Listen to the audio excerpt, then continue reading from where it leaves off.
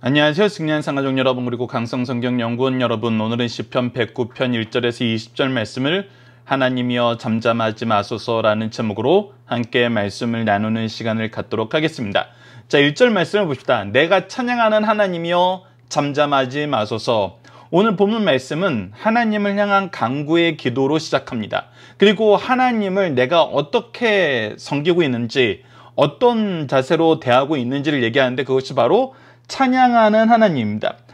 하나님을 찬양한다는 것은 하나님의 역사가 나타나고 그 역사가 찬양받기에 합당하다는 것입니다. 즉, 우리가 영광 돌리기에 합당하신 하나님이라는 뜻입니다. 하나님의 역사가 항상 하나님을 찬양하기에 합당하다는 얘기입니다. 그래서 내가 신뢰하는 하나님, 언약대로 역사하시는 하나님, 그래서 내가 하나님께 간구하는데 무엇을 가지고 간구하냐면 하나님이 우리에게 주셨던 언약과 하나님의 역사하심, 하나님의 신실하심을 근거로 하여서 지금 기도하고 있다는 것입니다.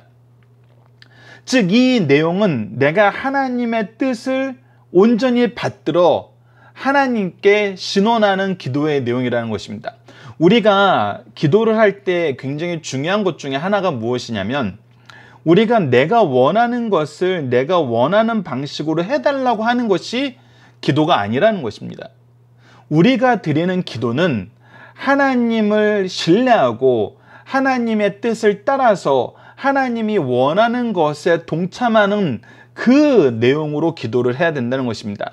즉, 하나님의 뜻에 합당한, 다시 말해서 하나님의 뜻과 일치된 기도를 하는 것입니다. 그래서 나는 하나님을 신뢰하고 하나님을 인정하고 하나님을 의지하는 것이지 내 욕망을 투영해서 하나님한테 들어달라고 하는 기도가 아니라는 것입니다. 이 부분을 우리가 먼저 기억하셔야 되고, 오늘 본문 말씀은 조금 전에 얘기했던 잘못된 기도에 대한 경고도 우리에게 얘기하고 있습니다. 자, 2절 말씀으로 계속 연결해 봅시다. 지금 잠잠하지 마시옵소서라고 기도하고 있는데, 이 잠잠하지 말아야 되는 이유에 대해서 지금 시인은 먼저 고백을 합니다. 먼저 하나님께 탄원을 하는 것입니다. 그들이 악한 입과 거짓된 입을 열어 나를 치며 속이는 혀로 내게 말하며, 즉 지금 나를 공격하는 사람이 어떤 일을 하고 있냐면, 악한 입, 거짓된 입, 속이는 혀, 이 세 가지는 동일한 언어이고 3번 반복됐다는 것은 이것이 너무나 극심하다는 얘기입니다. 나를 대할 때 항상 악한 입으로 대하고 거짓말을 섞어서 나를 공격하고 속여서 넘어지게 한다는 것입니다. 이것은 나를 향하여서도 하지만 내 주위에 있는 사람들에게도 이렇게 합니다. 내 주위에 있는 사람들에게 악한 입으로 얘기하고 거짓된 입으로 얘기하고 속이는 혀로 얘기해서 나를 좋아하는 사람들은 넘어지게 만들고, 나를 잘 모르는 사람들은 나를 비난하게 만들어서 자기네들의 공격에 동참하게 만든다는 것입니다. 그리고 더 나아가서 무엇을 하냐면 3절 말씀입니다. 또 미워하는 말로 나를 두르고 까닭 없이 나를 공격하였음이니이다. 그래서 항상 나를 미워한다는, 나를 어떻게든 잡아먹으려 한다는 것입니다. 근데 그 잡아먹으려는 것이 이유가 없다는 것입니다. 내가 그들을 먼저 대적하거나 그들을 공격하거나 그들에게 죄를 범했거나 아니면 그들을 말로써 상처 줬거나 먼저 미워하였거나 그런 것이 전혀 없었다는 것입니다. 까닭 없이 나를 공격하였다는 겁니다. 나는 오히려 그들을 어떻게 대했냐면 4절을 봅시다. 나는 사랑하나 그들은 도리어 나를 대적하니 나는 기도할 뿐입니다. 나는 선으로 대했으나 그들은 악으로 나의 선을 갚으며 미워함으로 나의 사랑을 갚았나이다. 즉, 나는 사랑하고 나는 선을 대했지만 그들은 악으로 나를 대하고 미워함으로 나를 대했다는 겁니다. 그런데 여기서 굉장히 중요한 것이 있습니다. 바로 4절 말씀이죠. 이 문제에 대한 해결을 어떻게 하냐는 것입니다. 기도할 뿐이라는 것입니다. 기도할 뿐이라는 것입니다. 우리가 지난 시간에 한 목사님이 미국에 있는 자녀가 지금 현재 일어나고 있는 이 코로나 때문에 심각해져 있는 미국의 환경, 또 이 인종차별로 인해서 폭발하고 있는 이 상황에 대해서 볼 때 너무나 공의도 없고 정의도 없고 너무 세상이 악하고 너무 무도하고 정말 우리가 무엇인가를 해야 되는 거 아닌가 라고 하면서 어떤 얘기를 했는지 나눴냐면, 정말 우리는 기도밖에 할 것이 없는가, 기도만 해서 과연 되는가, 이런 질문에 대한 어떤 해답을 강구하는 자녀의 이 문자를 받았다는 얘기를 한번 나눈 적이 있습니다. 근데 우리는 그 부분에 대해서 뭐라고 얘기하냐면 기도해야 된다는 것입니다. 오히려 특히 악을 대할 때는 더더욱 무엇을 해야 되냐면 더더욱 기도해야 된다는 것입니다. 자, 이 문제에서 한 목사님은 또 이렇게 대답을 했습니다. 도대체 기도한다는 것이 무엇인가 라는 거예요. 지금 이렇게 미움과 어떤 불의가 가득한 세상에 이것이 우리가 기도한다는 건 도대체 어떤 의미 있는가? 자, 그런데 우리가 진짜 이 세상을 냉정하게도 볼 수 있어야 되고 성경을 통해서도 볼 수 있어야 됩니다. 냉정하게 볼 때 이러한 문제가 일어났을 때 우리는 민주주의 사회에서, 때로는 민주주의가 아니라 어떤 대격변 시기에는 항상 어떤 모습으로 이런 일이 다음 단계로 넘어갔냐면 많은 국민들의 지지와 그 지지를 등에 업은 어떤 운동으로 이것이 일어났습니다. 때로는 이것이 폭력을 동반하기도 했었고, 때로는 전쟁을 동반하기도 했었고, 때로는 평화의 시이기도 했었습니다. 그러나 어쨌거나 그 움직임이 너무 커서 누구도 멈출 수 없을 때 세상은 그 다음 단계로 넘어가는 걸 우리는 경험했습니다. 그런데 그 다음 단계로 넘어간 다음에 해결됐냐는 것입니다. 해결됐냐는 거예요. 물론 악이 예전처럼 대놓고 활동을 못하는데 점점 어떻게 됩니까? 더 교활해지고, 더 정교해지고, 더 정밀해지고,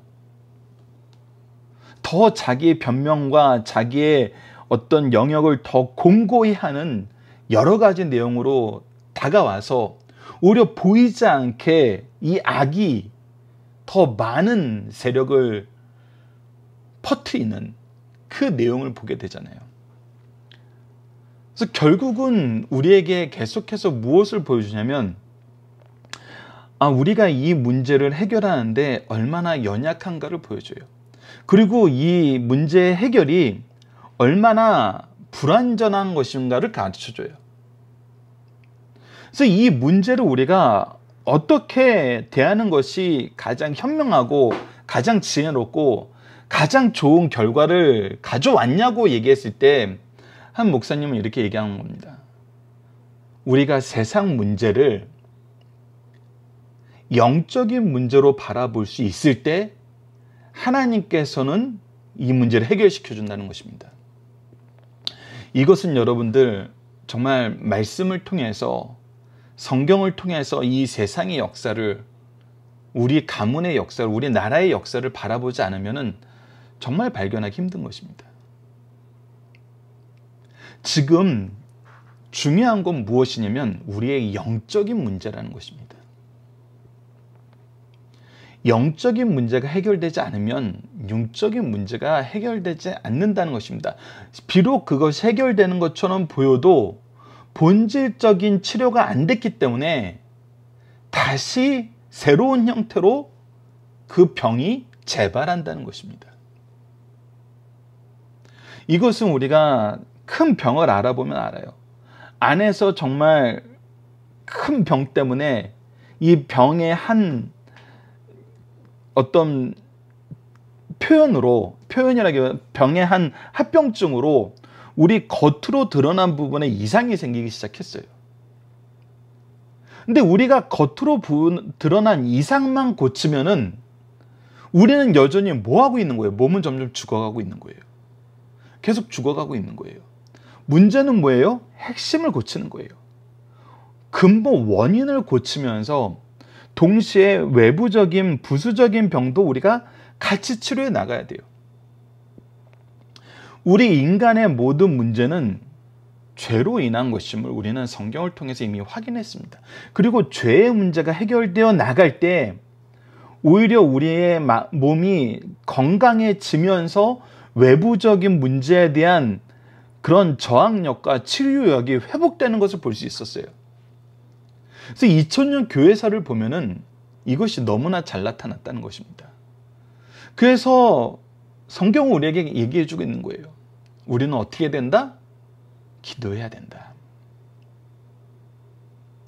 세상의 문제를 가지고 하나님과의 영적인 관계의 문제를 볼 수 있어야 된다. 그리고 우리의 기도를 통해서 이 문제의 근본을 치유하시는 하나님의 역사를 봐야 된다는 거예요. 인권에 대한 문제도 마찬가지입니다, 여러분들. 하나님이 정말 그리스도를 통해서 우리를 얼마나 사랑하시는지를 알면은, 그리스도의 사랑으로 한 영혼 한 영혼을 대하면은 인종차별이라는 게 있을 수가 없어요. 있다는 것은 오히려 내가 해석적 한계에 있던지 성경을 오용한 거예요. 그리고 하나님은 이 문제를 내가 하나님과의 문제 안에서 해결하게 되면은 하나님께서 우리가 계속해서 언약 신약 안에서 나눴던 그 내용 중에 우리의 해석적 한계가 있는 것은 우리의 해석적 한계를 깨부시고 하나님의 해석의 역사, 지혜의 역사를 우리에게 부어주세요. 그래서 끊임없이 우리로 하여금 성장하게 하세요. 오용되었던 것은 쳐서 되돌이키게 하세요. 그러면 바로 보게 돼요. 하나님의 은혜의 통로가 되고 사랑의 통로가 되고 복음의 통로가 돼요. 하지만 지금 현재 보고 있는 지역적인 문제에 우리가 이것을 해결하기 위해서 우리의 영적인 문제를 오히려 등한시하면은 오히려 병은 더 깊어질 뿐이에요. 열심히 치료한 것 같은데 내 몸은 더 죽어가고 있어요. 우리의 영혼은 더 죽어가고 있어요. 그리고 더 죽어가는 사람들이 나중에는 어떻게 돼요? 더 절망하게 돼요. 우리가 그렇게 피를 흘렸는데, 우리가 그렇게 노력을 했는데 결과가 이것뿐인가? 오히려 더 좌절하게 되죠. 그래서 우리는 더욱 기도해야 된다는 것입니다. 그리고 이제 굉장히 오늘 시편 109편 말씀이 우리가 시편에서 찾아보는 몇 안 되는 이 저주의 시인데, 저주의 시를 볼 때 우리가 항상 무엇을 봐야 된다고 나누냐면, 우선 다윗이 저주의 시를 할 때 다윗의 인생을 먼저 보는 것이 굉장히 중요하고, 다른 시를 통해서 나타났던, 다른 역사서를 통해서 나타났던 다윗의 실제 행동을 우리가 봐야 돼요. 그는 원수를 사랑하는 사람이었어요. 그는 원수라도 하나님이 세우신 사람이면 자기가 임의로 패하지 않았어요. 끝까지 하나님의 뜻을 신뢰하면서 하나님의 역사하심을 기다릴 수 있는 사람이었어요. 그런데 왜 이렇게 저주의 시를 했냐는 거예요. 그도 인간이기 때문에 저주의 시를 했다라고 얘기하는 사람들도 있어요. 하지만 그의 인생을 보면은 인간인 건 맞아요. 근데 인간이어서 저주했다는 것은 우리가 오히려 받아들이기 힘든 면이 많아요. 왜?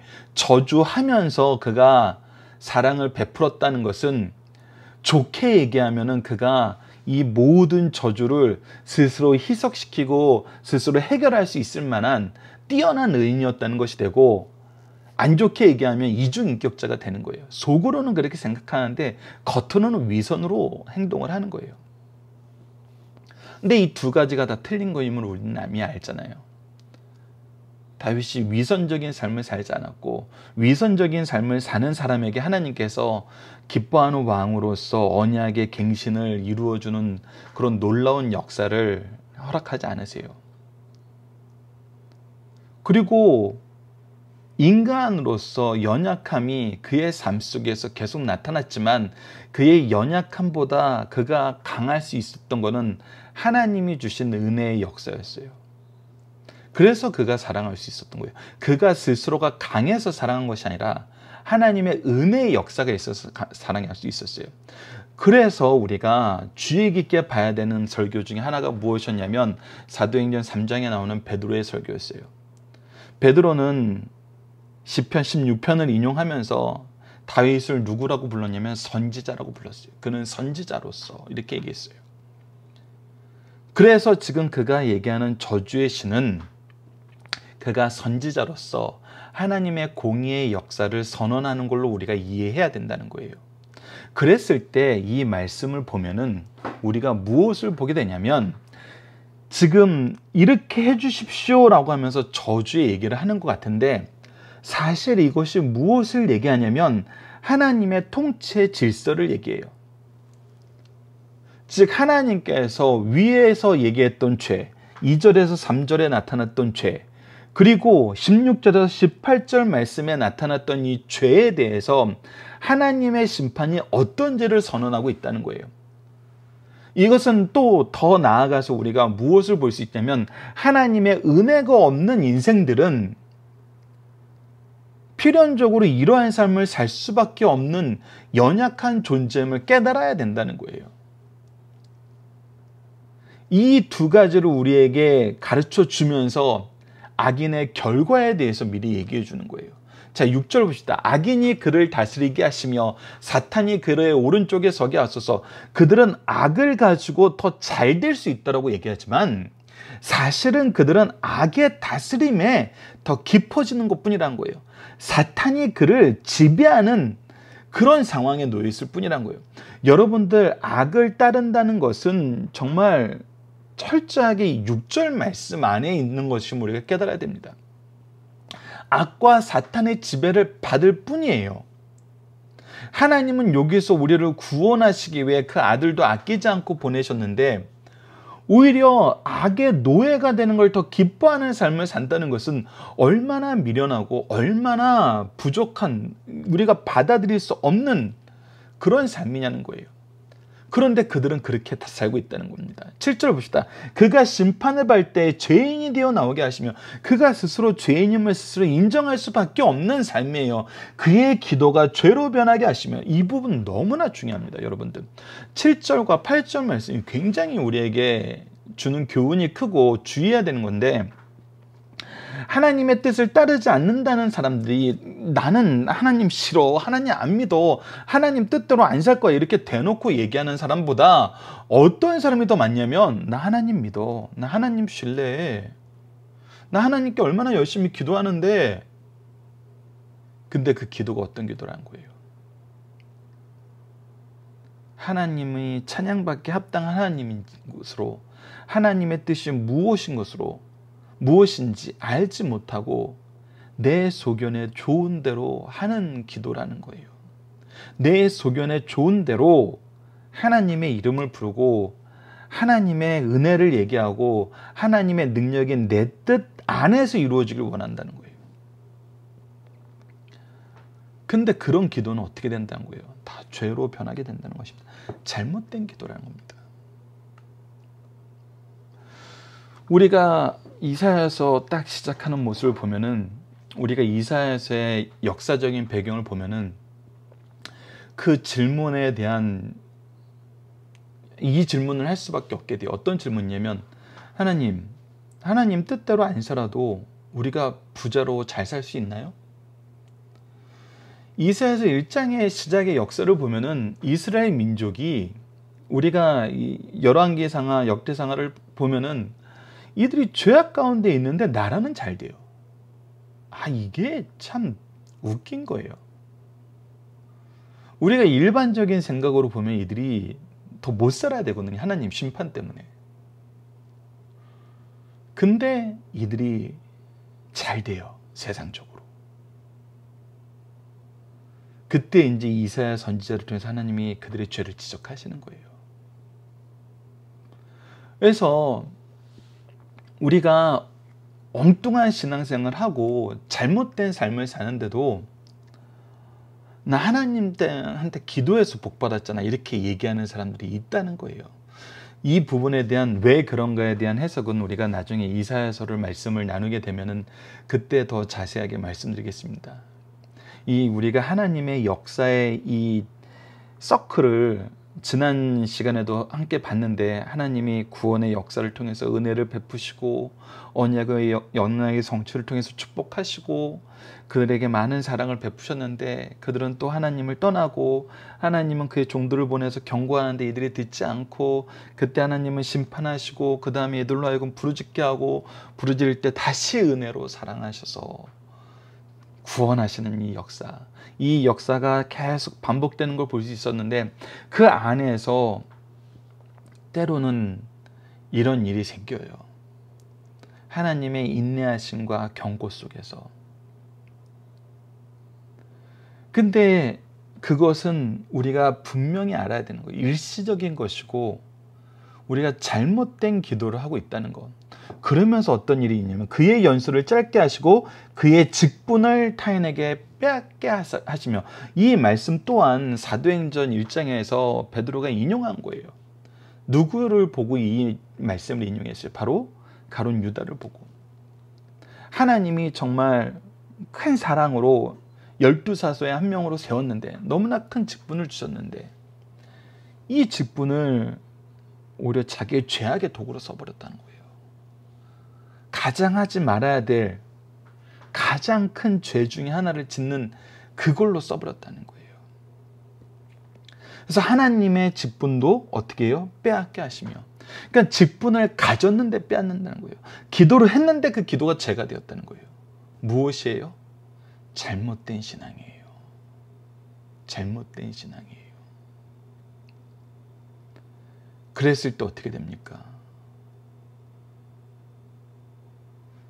그들의 죄인됨을 드러내시고 그의 직분을 빼앗고 그의 연수를 짧게 하면서, 더 나아가서는 무엇까지 돼요? 그의 자녀는 고아가 되며 그의 아내는 과부가 되며, 그의 죄악이 그에게서 멈추는 것이 아니라 그것이 흘러가 버린다는 거예요. 여러분들, 이 부분이 정말 우리 신앙의 선배들이 너무나 주의하던 거예요. 너무나 주의 주던 거예요. 우리는 부모로서 은혜의 통로, 복음의 통로가 돼야 되는데, 때로는 너무나 안타까운 게, 부모의 죄가 자녀에게 계승될 때가 있다는 거예요. 은혜가 계승되어야 되는데 죄가 계승된다는 거예요. 아브라함이 자기 아내를 누이라고 속이니까 이삭이 자기 아내를 누이라고 속여요. 이렇게 죄가 계속 되풀이되는 거예요. 참, 이게 우리가 너무나 주의돼야 되는 것입니다. 근데 하나님께서 이렇게 심판하신다는 거예요. 그리고 우리가 은혜의 통로가 되지 않았을 때, 우리가 오히려 죄악의 본을 보여주는 그런 부모와 그런 영적 스승이 되었을 때, 우리 자녀들은 이거 더 죄책감 없이 따라하게 돼요. 그리고 어떻게 돼요? 하나님의 보호하심이 없으니까, 하나님의 도우심이 없으니까, 하나님의 구원하심이 없으니까 우리는 영적으로 고아처럼 유리하고 과부처럼 보호받을 울타리가 없는 삶을 사는 건 너무나 당연한 것입니다. 그래서 뭐라고 얘기합니다. 10절, 그의 자녀들이 유리하며 구걸하며 그들의 황폐한 집을 떠나 빌어먹게 하소서.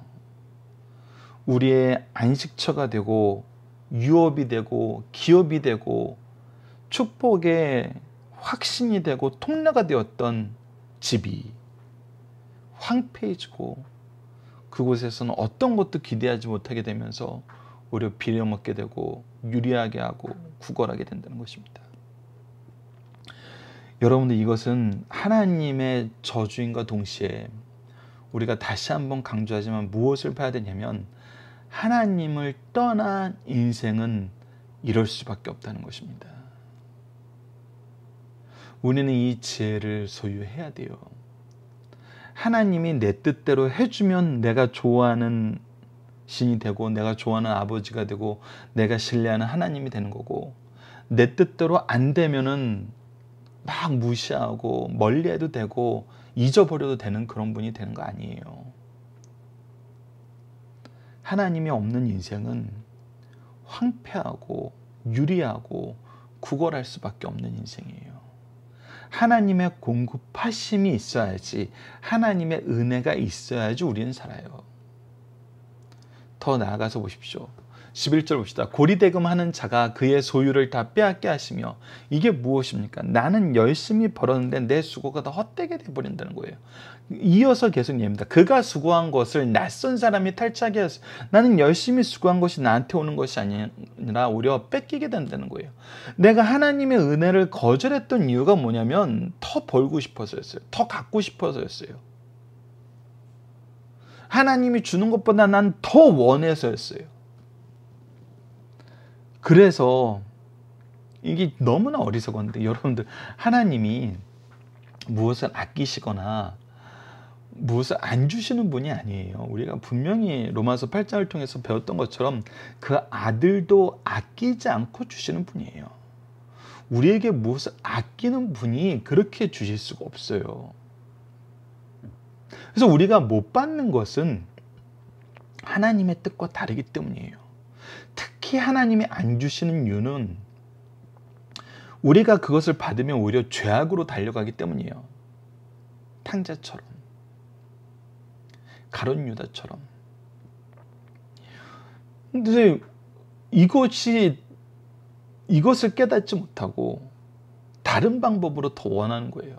왜 난만 안 줘요? 이렇게 얘기하면서, 난 내 마음대로 살래 이렇게 하면서. 근데 그 결과는 무엇이냐면 오히려 내가 수고한 것도 보장받지 못한다는 거예요. 여러분들, 우리가 조금 돌아보면은 우리가 수고한 만큼 걷게 하는 것이 얼마나 큰 복인지 알아요. 동일 노동, 동일 임금을 우리에게 보장해 준다는 것이 얼마나 복된 것인지 한국 사회는 너무나 잘 알잖아요. 하나님은 수고한 만큼 거두게 하세요. 근데 하나님을 떠나면 오히려 내가 수고한 것도 뺏겨요. 12절을 봅시다. 그에게 인애를 베풀 자가 없게 하시며 그의 고아에게 은혜를 베풀 자도 없게 하소서. 인애를 베풀고 은혜를 베푸실 분은 오직 하나님이세요. 하나님이 우리를 통해서 베푸시는 것이긴 하고 누군가를 통해서 우리에게 베푸시지만 근본적으로 이거는 하나님이 주시는 거예요. 근데 이들은 지금 어떤 삶을 살고 있어요? 하나님을 떠나고 하나님을 대적하는 삶을 살아요. 더 어둠으로 달려가는 삶을 살아요. 그러니 당연히 인애와 은혜가 있을 수 없죠. 13절 봅시다. 그의 자손이 끊어지게 하시며 후대에 그들의 이름이 지워지게 하소서. 아무것도 남지 않습니다. 그들이 자랑하던 것은 다 헛될 뿐이에요. 14절 여호와는 그의 조상들의 죄악을 기억하시며 그의 어머니의 죄를 지워버리지 마소서. 그들의 명성은 다 사라지나 그들이 하나님 앞에 무엇을 잘못했는지는 남아서 오히려 하나님의 공의의 증거가 될 뿐이라는 것입니다. 15절 봅시다. 그 죄악을 항상 여호와 앞에 있게 하사 그들의 기억을 땅에서 끊으소서. 다시 한번 강조하지만 오직 하나님의 공의만 살아남고 더 빛나고 사람들의 헛된 욕망은 오히려 사라져버린다는 것입니다. 그리고 다시 한번 이들이 왜 이런 징계를 받는지, 어떤 삶을 살아서 하나님의 뜻과 위배된 삶의 모습이 무엇이었는지를 16절에서 18절에 다시 한번 강조해 줍니다. 자, 봅시다. 굉장히 중요합니다. 우리 그리스도인의 삶의 윤리로 이것을 받아들이셔야 돼요. 그가 인자를 베풀 일을 생각하지 않고, 즉 사랑을 베푸는 삶을 살려고 하지 않고 가난하고 궁핍한 자와 마음이 상한 자를 핍박하여 죽이려 했기 때문에, 핍박하여 죽이려 한 이유가 뭐예요? 가난하고 궁핍하고 마음이 상한 자를 차지하는 거예요. 약탈하는 거예요. 이들의 것을 빼앗는 거예요. 이들을 도와주라고 주셨는데, 이들을 도와주라고 시간과 재능과 물질을 허락하셨는데 이들의 것을 빼앗는 데 쓰는 거예요. 여러분들 한국 사회에 정말 공정이란 단어로 얘기하는데 여러분들 공정을 세상에서는 기회의 공정이라 그래요. 그것을 빼앗아 버리는 것도 잘못된 것이지만 성경에서 공정은 뭐예요? 하나님이 가르쳐준 하나님의 공의는 뭐예요? 내가 하나님의 축복의 통로가 되는 거예요. 근데 역으로 그들을 넘어뜨리고 무너뜨리고 학대해서 그들을 빼앗는다는 것은 하나님이 심판하시는 일이 된다는 거예요. 계속 봅시다. 17절. 그가 저주하기를 좋아하더니 그것이 자기에게 임하고 축복하기를 기뻐하지 않냐더니 저주하는 걸 좋아해요. 축복하지 않는 걸 좋아해요. 근데 그건 다 어떻게 해요? 자기에게 임해요. 복이 오히려 떠나요. 이 부분도 빨간색이 되어야 되겠죠?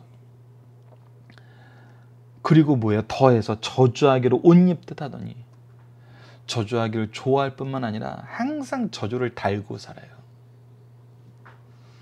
그럼 하나님이 어떻게 해요? 저주가 물같이 그의 몸속에 들어가며 기름같이 그의 뼛속에 들어갔는다. 여러분들 물과 기름은, 여기서 말하는 물과 기름은 우리 몸이 받아들이지 않으면 살 수 없는 것들이에요. 바로 그 표현이에요. 그래서 몸이 쫙쫙 빨아들여요. 그것이 있어야지 우리가 산다고 생각해요. 근데 저주하기로 옷 입듯 하는 사람들은 오히려 어떻게 하신다는 거예요? 이 저주가 그냥 온몸에 다 빨아들이는 것처럼 스며들게 한다는 거예요.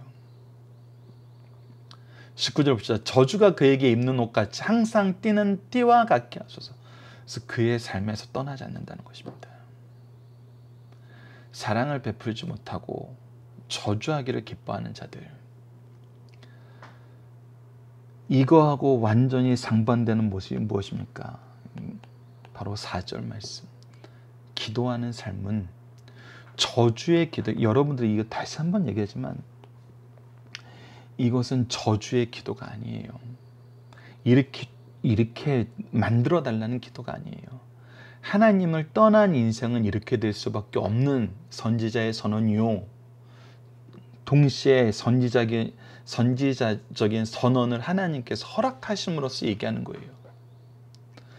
여전히 다윗은 뭐하고 있어요? 나는 사랑하고 선으로 대하고 기도할 뿐이에요. 반대되는 삶은 뭐예요? 저주하면서 학대하는 삶이에요. 우리가 사랑하고 기도하고 선으로 악을 대할 때 기독교가 정말 말 그대로 그리스도인들의 공동체라고 불리지 않은 적이 없었어요. 근데 저주하고 그들을 핍박하고 착취하는 삶을 살았을 때 교회는 교회라고 불린 적이 없어요. 이것을 우리가 기억해야 된다는 것입니다. 그리고 하나님은 이러한 것들 어떻게 하신다? 반드시 심판하신다. 20절부터 이는 나의 대적들이 곧 내 영혼을 대적하여 악담하는 자들이 여호와께 받는 보응이니이다. 여호와께 받는 보응이라는 건 뭐예요? 이것이 하나님의 통치의 질서입니다. 즉 이 모든 것이 지금 무엇을 선언하는 거예요? 하나님의 통치를 선언하는 거예요. 그래서 선지자적인 선언이라는 것입니다. 자, 본문 묵상하기를 보도록 하겠습니다. 성도는 어떠한 때 환난을 겪게 되나요? 이 부분을 우리가 이제 좀 봅시다. 오늘 본문 말씀에서는 까닭 없이 우리를 공격할 때가 있어요. 우리가 하나님을 믿고 하나님을 신뢰하고 그리스도의 복음을 전한다는 것 때문에, 다시 한번 얘기하지만 이거는 우리가 복음으로 사랑한다는 것 때문에, 선을 행한다는 것 때문에 핍박받을 때가 있어요. 그러나 동시에 어떨 때가 있어요? 우리가 죄악 속에 있을 때 주의 분노와 진노로 말미암아 징계받을 때가 있어요. 우리가 하나님의 말씀을 거역함으로 하나님이 고통을 주어서 우리를 겸손하게 만들기 위해서 우리가 환난을 겪을 때가 있어요. 또한 다른 경우에는 우리가 하나님께서 우리를 단련시키고자 하실 때 환난을 겪게 하세요. 그래서 환난을 겪게 하는 건 크게 이 세 가지입니다. 우리가 사랑하고 선을 행하는 것 때문에, 그리스도의 복음으로 나가는 것 때문에 고난을 당할 때가 있고, 우리가 하나님의 진노하심으로 징계로 고난을 받을 때가 있고, 그래서 우리를 겸손하게 할 때가 있고, 우리를 단련하기 위해서 환난을 겪게 할 때가 있다는 거예요. 근데 여러분들 앞서 102편, 107편, 105편 다 살펴봤죠. 이거에 대한 해결책은 뭐였습니까? 동일해요. 이 세 가지 경우가 동일해요. 그것이 바로 2번입니다. 성도는 환난 때에 무엇을 하나요? 나는 사랑하니 그들은 도리어 나를 대적하니 나는 뭐다? 기도할 뿐이라. 기도할 뿐이라. 하나님과의 관계의 문제로 해결을 하는 거예요. 나를 공격하는 자들에 대한 문제도 하나님과의 관계를 통해서 해결해야 돼요. 내 죄의 문제는 더더욱 하나님과의 관계를 통해서 해결해야 돼요. 나를 단련시키는 것도 하나님의 때를 기다리면서 하나님의 역사하심을 신뢰해야 돼요. 그래서 더더욱 기도해요. 그래서 우리는 환난 가운데 무엇하는 특징을 갖냐면 기도하는 특징을 가져요. 그것이 그리스도인들의 삶의 정말 명확한 특징 중에 하나예요. 기도하지 않으면 어떻게 된다는 거예요? 우리 해결할 수 없다는 거예요. 이 부분도 우리가 꼭 기억했으면 합니다. 세 번째, 하나님은 어떠한 방법으로 악을 심판하십니까? 바로 하나님의 공의의 기준으로 이렇게 역사하시겠다는 거예요. 그 악인들이 하나님의 심판을 받는 제목은 무엇입니까? 그들에게 사랑이 없어요. 오히려 핍박하고 착취하고 죽이려고 그래요. 저주예요. 이것은 하나님이 반드시 심판하신다는 것입니다. 그래서 우리 삶에 이러한 모습이 나타나면 안 돼요. 사랑이 사라지면 안 돼요. 사랑으로 돕는 것, 섬기는 것, 은혜의 통로가 되는 것이 사라지면 안 돼요. 그리고 약한 자를 핍박하는 것이 있어서는 안 돼요. 그들에게 우리가 은혜의 통로가 되고 생명의 통로가 되고 기쁨의 통로가 되고 평화의 통로가 되고 복음의 통로가 돼야 되는데 그들 착취해요. 정말 우리 회개해야 됩니다. 절대 저주하지 마십시오. 저주는 우리가 할 것이 아닙니다.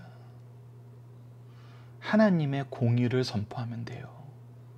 하나님의 말씀으로 서면은 그들의 죄는 드러나요. 우리는 하나님을 선언하면 됩니다. 자, 본문의 중심 사상을 봅시다. 원수에 대한 신구약의 가르침은 그들을 사랑하는 것입니다. 그러나 시편에는 원수에 대한 저주의 시가 있어요. 특히 109편 말씀은 그 대표적인 것입니다. 다윗은 평소 훈장 대신 자기 생명을 찾는 사울에게 원수를 갚을 수 있는 기회가 있음에도 불구하고 사울을 사랑하였음을 사무엘상 26장에서 우리가 볼 수 있었어요.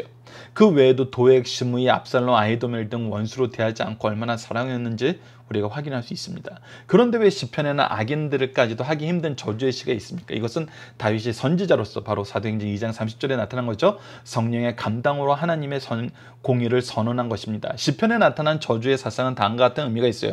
첫 번째, 하나님의 의가 입증되길 바라는 구약 성도들의 열망의 표현이에요. 하나님의 뜻이 이루어져야 된다는 거예요. 시편 7편 9절을 봅시다. 악인의 악을 끊으시고 의인을 세우셔서 의로우신 하나님이 사람의 마음과 양심을 감찰하시나이다. 두 번째, 하나님과 하나님의 왕국을 위한 열심에서 나온 편이에요. 하나님의 나라가 확장되기를 원하는 거예요. 죄악 세력이 자꾸 확장되는 것이 아니라 하나님 나라가 확장되기를 위한 열심이라는 거예요. 하나님의 왕국이 오늘처럼 교회적 형태가 아니라 당시에는 정치적인 형태, 즉 신정, 군주, 정치 형태를 취하였기에 왕국의 도전 세력에 대한 이런 호소가 있을 수 있었어요. 세 번째는 구약 성도들이 죄에 대한 강한 증오심의 표현이에요. 다윗도 개인적인 원수에게는 관용하였으나 하나님과 하나님의 대의를 대적하는 죄에 대해서는 무서울 정도로 증오감을 가지고 있었어요. 네 번째, 죄를 회개하지 않고 괴뢰 속 죄를 짓는 죄인들에 대한 하나님의 예언적 교훈이라는 것입니다. 즉 하나님을 떠나면 우리는 죽을 수밖에 없다는 거예요. 시편 109편은 그 대표적인 것입니다. 시편은 일반 문학처럼 저자의 감정을 구체적으로 표현한 서정시로만 볼 것이 아니라 성령의 감화 아래 저작된 것으로서 하나님의 자기 계시의 일부분이 우리가 기억해야 됩니다. 다윗이 완고하고 강포한 죄인들을 어떻게 느꼈는가를 아는 것뿐 아니라 특별히 하나님께서 이들에 대하여 어떻게 생각하는가를 배울 수 있어요. 이런 맥락에서 시편 109편을 살펴보면 시인, 의인이 하나님의 정의를 추구하는 몸부림이며 하나님을 향한 강한 신뢰를 보여주는 것임을 볼 수 있어요. 다윗은 악인의 부당한 대우로 호소한 후에 그들이 받을 형벌을 선고, 저주한 다음 하나님께 호소하는 내용으로 이 시편 109편 말씀은 구성되어 있습니다. 자, 오늘 상반절 부분으로 세 가지 중심사를 보도록 하겠습니다. 첫 번째, 어떤 부당한 대우를 받아도 저주하지 말고 축복하라는 것입니다. 우리가 이 부분을 잊어서는 안 돼요. 우리는 저주하기 위해서 세워진 일꾼들이 아니라 축복하기 위해서 세워진 일꾼이라는 것입니다. 죄로 인해서 우리가 이 자격을 잃었고 이것을 할 수 있는 능력을 잃었지만 그리스도께서 이것을 회복시키셨어요. 그래서 우리는 축복해야 됩니다. 축복하기 위해서 기도하는 것입니다. 두 번째, 하나님의 축복을 받는 표본이 될지언정 저주받는 표본이 되지 말자는 거예요. 우리가 축복의 통로가 되는 표본이 되어야지 저주의 표본이 되어서는 안 돼요. 이거 우리가 주의해야 되는 것입니다. 오늘 본문 말씀이 그래서 우리 교회 내부의 신앙 공동체 내부의 이름을 우리가 볼 수 있었잖아요. 기도가 저주가 되게 되고 그들의 직분이 이른바 되게 되는 거, 이거는 우리 내부의 문제라는 것입니다. 하나님이 먼저 주신 것에 대한 잘못된 사용과 오용과 이 어리석은 행동이 있었던 걸 우리에게 가르쳐줍니다. 세 번째, 타인을 저주하면 자신도 저주받고 타인을 축복하면 본인도 복을 받는다는 거. 이것이 바로 하나님이 세우신 통치 질서라는 거예요. 자, 본문 다짐입니다. 다윗이 기도한다는 표현에서 우리는 무엇을 배우게 됩니까? 바로 우리가 원수를 갚는 사람이 되는 것이 아니라 하나님께 맡기고 오히려 축복하는 사람이 돼야 된다는 것입니다. 로마서 12장 19절 봅시다. 내 사랑하는 자들아, 너희가 친히 원수를 갚지 말고 하나님의 진노하심에 맡기라. 기록되었을 때 원수 갚는 것이 내게 있으니라. 내가 갚으리라. 주께서 말씀하시느니라. 계속해서 우리가 이 전체 내용을 통해서 봐야 되는 건 무엇이냐면 하나님이 가장 주의 주시고 가장 막으려는 것은 무엇이냐면 우리가 죄와 가까워지는 거예요. 우리 삶에 죄가 나타나는 거예요. 우리가 악을 대한다면서 저주하면 오히려 우리 삶에 악이 더 오염되는 거예요. 악이 더 확장되는 거예요. 그러니까 우리는 악을 행하지 않고 역사하시는 힘이 있는 하나님을 신뢰하면서 기도하는 것이 먼저 되어야 된다는 것입니다. 두 번째, 악을 대하는 성도와 세상의 차이점은 무엇입니까? 악을 악으로 대하고 선을 선으로 대하는 것이 이 세상의 인지상정이에요. 근데 우리는 그리스도의 은혜가 있기 때문에, 그의 사랑이 있기 때문에, 구원의 역사가 있기 때문에 악을 어떻게 대해요? 사랑으로 대한다는 겁니다. 선으로 대한다는 거예요. 그들을 위해서 기도한다는 것입니다. 자, 세 번째, 기도까지도 유죄, 판결, 정죄 받게 된 이유가 뭡니까? 이들의 기도가 무슨 기도였어요? 내 뜻을 이루어 달라는 기도였어요. 근데 우리 기도는 어떻게 돼요? 하나님의 뜻을 이루어서서. 이것이 우리가 정죄받지 않는 기도라는 것입니다. 네 번째, 가룟 유다는 그의 직분을 누구에게 뺏겼습니까? 바로 오늘 본문 말씀이 사도행전 1장 20편에 인용이 되었습니다. 10편에 기록되었을 때 그의 거처를 황폐하게 하시며 거기 거하는 자가 없게 하소서 하였고, 또 일렀을 때 그의 직분을 타인에게 취하게 하소서 하였더라. 오늘 본문 말씀이 인용이었죠. 우리는 이것을 기억해야 됩니다. 우리가 받은 직분, 하나님의 은혜 가운데서 하나님의 뜻과 일치된 삶을 통해서 주신 사명으로 알고 우리는 우리에게 주신 은혜를 사용하면서 이 직분을 감당해야 돼요. 근데 우리가 이것을 저주하는 일로, 내 뜻을 이루는 일로 쓰다가는 오히려 우리는 이것을 잃어버리게 됩니다.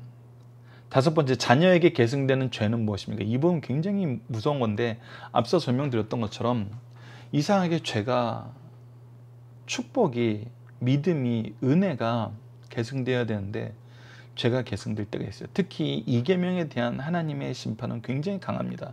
봅시다. 그것들에게 절하지 말며 그것들을 섬기지 말라. 나 내 하나님 여호와는 질투하는 하나님, 이제 나를 미워하는 자의 죄를 갚되 아버지부터 아들까지 3, 4대가 이르게 하시니. 자, 이 말씀에서 우리가 기억해야 되는 건 뭐냐면 이들이 절하고 이들이 섬겼던 것이 뭐예요?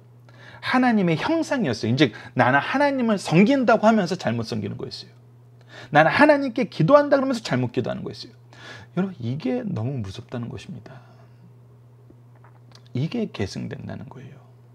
민수기 14장 18절을 봅시다. 여호와는 노하기를 더디하시고 인자가 많아 죄악과 허물을 사하시나 형벌받은 자는 곁단고 사하지 아니하시고 아버지의 죄악을 자식에게 갚아 3세대까지 이르게 하리라 하셨느니라. 즉 하나님을 우리가 바로 섬기지 못하는 거, 바로 믿지 못하는 거, 잘못되는 거, 오용되는 거, 해석적 한계에 빠져서 하나님의 뜻을 바로 보지 못하는 거, 이 죄는 우리가 정말 주의해야 됩니다. 그리고 말씀이 완성된 시기에 우리는 여기서 벗어날 길을 허락해 주셨는데 이것을 우리가 지키지 못한다는 것 또한 어리석은 일 중에 하나임을 우리는 기억해야 됩니다.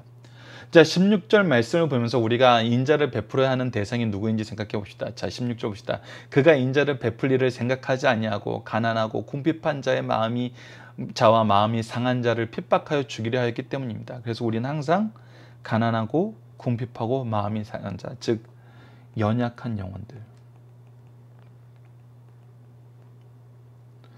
항상 연약한 영혼들을 우리는 먼저 생각해야 돼요. 또한 현 시대에 가난하고 궁핍한 자, 마음이 상한 자, 상처 입은 일은 무엇인지 생각해 봅시다. 여러분, 이 부분은 굉장히 다양한 면에서 나와요. 근데 먼저 우리가 주의해야 되는 것은 교회 때문에, 교회 리더라고 표현할게요. 목사 때문에, 전수사 때문에, 장로, 권사, 집사 때문에 이렇게 붙여지는 리더 때문에 저 마음이 상했어요, 상처 입었어요, 이런 말은 듣지 않는 그 모습을 우리가 생각해야 됩니다. 특히 이 부분을 할 때는 굉장히 지혜가 있어야 돼요. 우리가 이런 얘기를 안 듣는 방법으로 이야기해야 되는데 우리가 그냥 성경적으로 그렇지 않지라고 이렇게 얘기할 때는 여러분들 기억하셔야 되는데 거기서는 우리의 위선만 나타나요. 왜 그러냐면 우리 주위에 보던 사람들하고 우리는 이런 대화를 하게 돼요. 근데 성경적으로는 그렇지 않아서 나는 너에게 이렇게 얘기하는 거야 라고 얘기하면서 정말 나는 성경 말씀대로 얘기하는 거야 라고 얘기하는데 왜 여기서 위선이 드러나냐면 그 사람들이 알아요. 내가 지금 얘기하는 이 성경 말씀을 내가 안 지키고 있다는 거. 그러면서도 자기 이익을 위해서 얘기할 때, 우리에게 어떤 행동을 요구할 때는 성경을 인용한다는 거예요.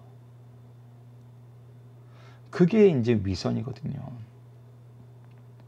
그래서 우리가 교회 때문에, 리더 때문에 라는 얘기를 안 듣는 것은 평상시의 삶 속에 우리가 말씀이 녹아들어 있고 말씀이 우선되는, 하나님의 뜻이 우선되는 삶과 함께 이것을 전할 지혜로운 방법도 평상시에 미리 준비하면서 살아야 돼요.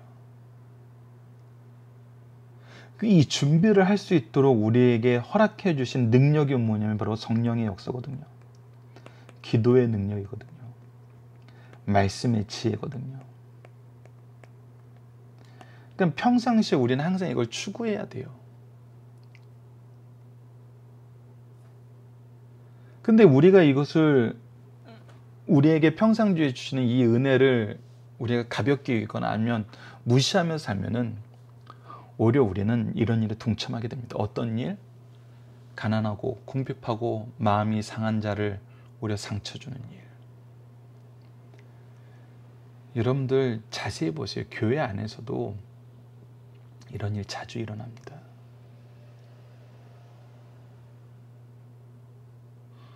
우리가 정말 준비하지 않으면 부지불식간에 이런 일 너무나 자주 일어납니다. 이거 항상 우리가 조심했으면 합니다.